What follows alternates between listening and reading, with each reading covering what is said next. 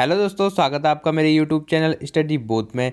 तो दोस्तों, जैसा कि आप सबको पता है कि कल आपका पटवारी का एग्ज़ाम के लीक होने की खबर पता चली और उसमें एसटेप की जांच से वह जो बात थी वह बिल्कुल कंफर्म यहाँ पर हो गई है कि पटवारी का पेपर जो था वो आपका लीक हुआ था। और यहाँ पर एई का पेपर, जेई का पेपर, प्रवक्ता का पेपर और यूकेपीएससी का जो पीसीएस का मेंस का पेपर वो तक लीक करने की बात यहाँ पर चल रही थी। तो दोस्तों, इतना बड़ा घोटाला हो रहा है हमारा जो आयोग है यूकेपीएससी में, और यहाँ पर किसी को बिल्कुल भी यहाँ पर खबर नहीं है। ठीक है, तो दोस्तों इसके बारे में आगे वीडियो में चर्चा करेंगे। तो सबसे पहले यहाँ पर जो आपके लिए महत्वपूर्ण बात है दोस्तों, क्योंकि आज को आपको पता होगा कि यहाँ पर मुख्यमंत्री जी की आज मीटिंग थी। ठीक है, आज कैबिनेट मीटिंग थी, तो उसमें जो फैसला लिया गया है, तो हम छात्रों के लिए भी क्या फैसला लिया गया है उसको भी यहाँ पर बिल्कुल यहाँ पर डिस्कस करेंगे। जो महत्वपूर्ण खबर है वो आपको जानना जरूरी है, क्योंकि आपको पता होगा कि जो आपका पटवारी और लेखपाल का एग्ज़ाम है अब वो 12 फरवरी को यहाँ पर फिक्स कर दिया है। ठीक है,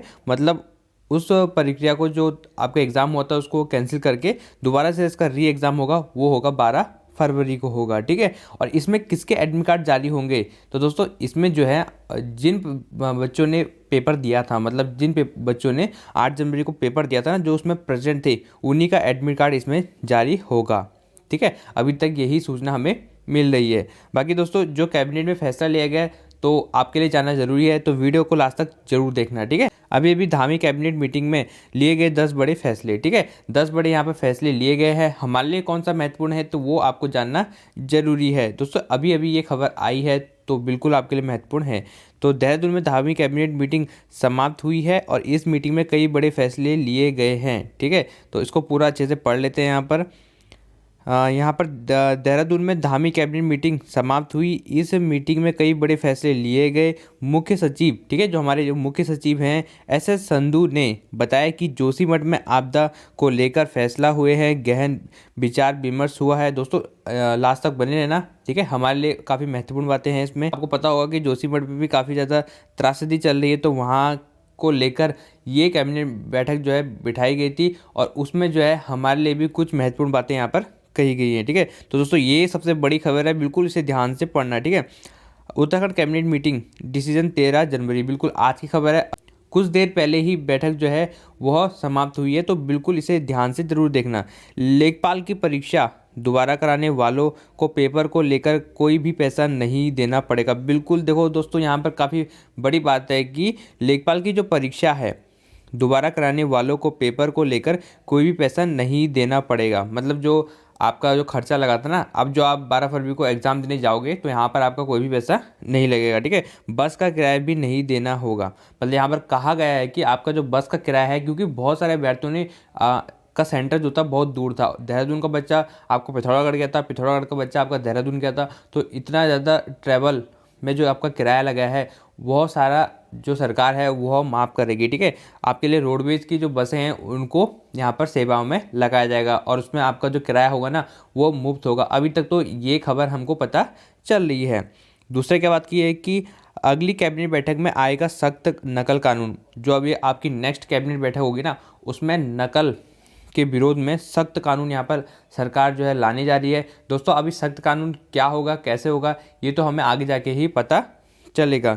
नकल कराने वालों को उम्र कैद तक की सज़ा मिलेगी। तो यहाँ पर कहा गया है कि नकल जो कराने वाले हैं, जो नकल करेंगे, उनको उम्र कैद तक की यहाँ पर सज़ा दी जाएगी। तो दोस्तों यहाँ पर ये जो फैसला लिया गया है काफ़ी अच्छा फैसला लिया गया, पर इसको अगर ये लागू करेंगे तो उससे भी अच्छी बात है। ठीक है, क्योंकि यहाँ पर खाली निर्णय लिया जाता है और यहाँ पर लागू कुछ भी नहीं होता है।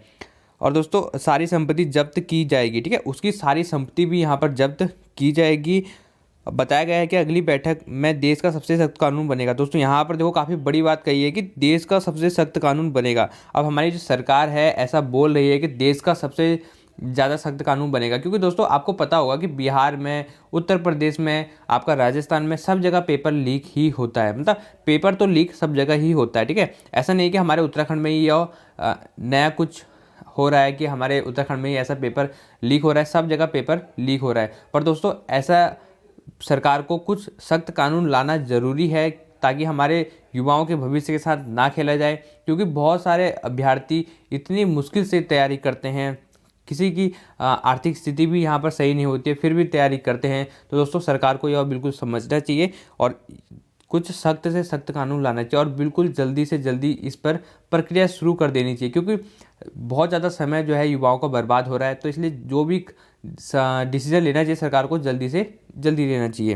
दोस्तों आगे पढ़ लेते हैं इसको पूरा, ठीक है। और मीटिंग में जोशीमठ को लेकर फैसले हुए। तो दोस्तों यही जो हमारे दो महत्वपूर्ण खबर है ना, यही हमारे महत्वपूर्ण खबर है, ठीक है। अभी तक तो यही बात सामने आ रही है कि पहली बात तो जो आपका किराया है वो माफ़ होगा, ठीक है। जो आपका रोडवेज से किराया लगा था, दोबारा से पेपर तो होगा 12 फरवरी को, ऐसा अभी तक आयोग ने फिक्स कर लिया है।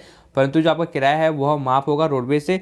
और दोस्तों सख्त कानून यहाँ पर लाने को सरकार यहाँ पर बोल रही है। और दोस्तों यहाँ पर साफ कहा गया है कि देश का सबसे सख्त कानून बनेगा, ठीक है। मतलब और राज्यों में भी परीक्षाएं जो होती है लीक होती हैं, परंतु सबसे सख्त कानून बनेगा देश का, ऐसा हमारी सरकार ने कहा गया है। अब देखो इसमें कितनी सच्चाई है यह आपको आगे जाके पता चल जाएगा। नेक्स्ट कैबिनेट बैठक में ये बिल जो है पास हो जाएगा, ठीक है। इसको यहाँ पर स्वीकृति मिल जाएगी। तो दोस्तों आपकी क्या राय है कमेंट में ज़रूर बताना, ठीक है।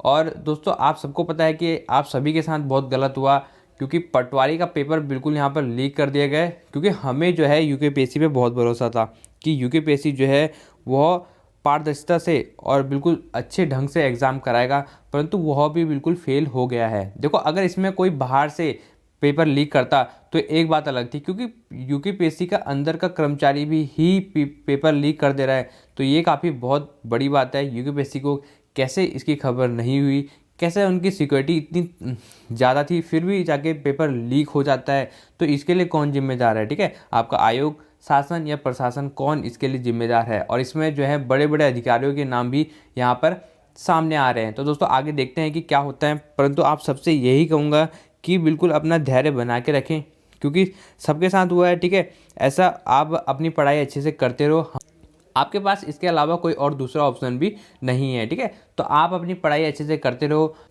बिल्कुल भी निराश मत होना।